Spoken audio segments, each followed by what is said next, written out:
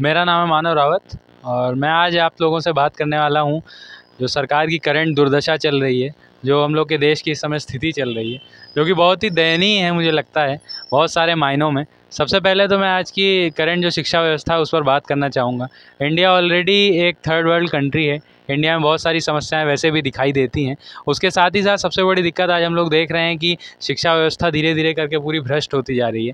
हम लोगों ने देखा कि सारे जो पेपर हैं आज की तारीख में, कोई पेपर ऐसा नहीं है जो लीक ना होता हो, कोई पेपर ऐसा नहीं है जो कि भारत के अंदर आए दिन जो है पेपर लीक हो या फिर पेपर कैंसिल हो जाए या फिर किसी भी तरह का कोई भी पेपर ऐसा नहीं है जिसमें कुछ बढ़िया निष्कर्ष निकल के आता हो। यहाँ तक कि जो सबसे अच्छे एग्ज़ाम थे, जो नेशनल लेवल के एग्ज़ाम होते थे, चाहे वो नीट का हो, चाहे वो नेट का हो, चाहे वो एसएससी सीजीएल का हो, कोई भी पेपर ऐसा नहीं है जो आज की तारीख में लीक ना होता हो। सारे पेपर लीक हो जाते हैं तो पेपर कैंसिल हो जाता है, बच्चों का भविष्य किसी तरह से भी सिक्योर नहीं होता दिखाई देता है। उसके साथ साथ हम देख रहे हैं कि कोई भी ऐसा शिक्षा का संस्थान नहीं है जहाँ पे कोई सही तरीके से सुचारू रूप से काम होता हो। जैसा कि हम देख रहे हैं कि यूपीएससी का जो पेपर था, जो one of the most difficult exams है और सबसे बढ़िया एक एग्ज़ाम माना जाता था, जिसकी तैयारी बहुत सारे बच्चे करते हैं, बहुत ही हाई उसमें देखा जाता है, उसको अच्छे से देखा जाता है कि बहुत ही बढ़िया पेपर है। वो पेपर तक में हम लोगों ने लैटरल एंट्री का प्रावधान ला दिया गया है। लैटरल एंट्री का मतलब ये है कि कोई बच्चा तैयारी करे, कुछ भी करे, लेकिन कुछ लोगों को कुछ सीटें ऐसी रहेंगी जिनको कोई भी अपने हिसाब से चयनित करा जा सकता है। तो ऑब्वियसली उसमें कायदे के लोग तो नहीं लिए जाएंगे। जिन लोगों ने तैयारी करी है, जिन लोगों ने लाइफ लॉन्ग, जिन लोगों ने कई साल दिए हैं, मेहनत करी, पेपर क्रैक किया, उनके लिए तो ये दिक्कत वाली बात है। इसके साथ साथ शिक्षा व्यवस्था की अगर हम दूसरे पहलू की बात करें, जो कि स्कूल सिस्टम है, तो हम लोगों का स्कूल जो है वो किसी भी तरह प्रकार से अच्छे तो नहीं थे। गवर्नमेंट स्कूल में कोई भी पढ़ाई उस तरह की करना नहीं चाहता है, ना कोई अपने बच्चों को पढ़ाना चाहता है। साथ ही साथ जो प्राइवेट स्कूल है उनको डे बाय डे बढ़ोतरी मिल रही है, private school day by day बढ़ते जा रहे हैं।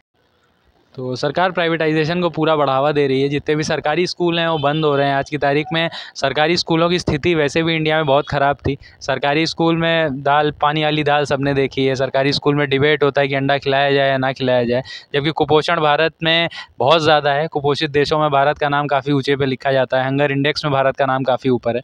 तो उस तरह की स्थिति के बावजूद भी हम लोग ना ही तो शिक्षा पे ध्यान दे पाते हैं, ना ही स्वास्थ्य पे दे पाते हैं। उसके साथ ही अभी हमने देखा कि प्राइमरी स्कूल के मर्जर का जो ऑर्डर आया, उसके तहत सरकार चाह रही थी कि हम लोग प्राइमरी स्कूल बंद कर दिए जाएँ, सरकारी स्कूलों को ख़त्म कर दिया जाए, जो कि ऑलरेडी बहुत ख़राब स्थिति में थे। लेकिन उन स्कूलों को और भी बंद करके पूरी शिक्षा व्यवस्था को एक तरह से नाश करने की तैयारी हो रही थी। तो जब पेपर लीक हो जाएंगे, स्कूल चलेंगे नहीं, तो आप खुद ही सोच सकते हैं कि एजुकेशन सिस्टम लगभग ध्वस्त चल रहा है।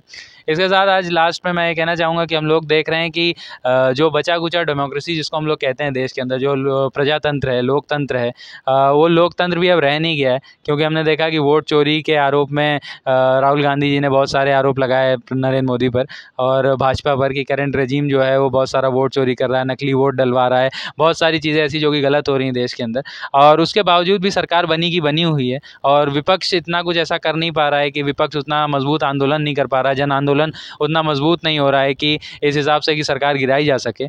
और इसमें यह भी है कि जो है अगर इस तरह का अलोकतांत्रिक माहौल है देश के अंदर, तो मुझे लगता है सब लोगों को मिलकर एक साथ आवाज़ उठानी चाहिए और सारे छात्र संगठन, सारे जो बड़ी पॉलिटिकल पार्टीज़ हैं, उन सबको एकजुट हो करके इस रिजीम को हटाने में एक मजबूत लहर बनानी चाहिए। पर वो हो नहीं पा रहा है।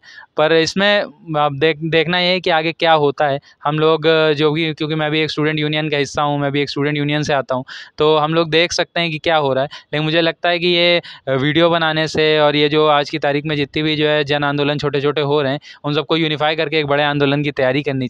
लास्ट में मैं राम मनोहर लोहिया जी की एक लाइन बोलना चाहूँगा कि जिंदा कौमें 5 साल का इंतज़ार नहीं करती। और इस लाइन के साथ मैं इस वीडियो को अंत करना चाहूँगा। सभी को जय भीम, धन्यवाद।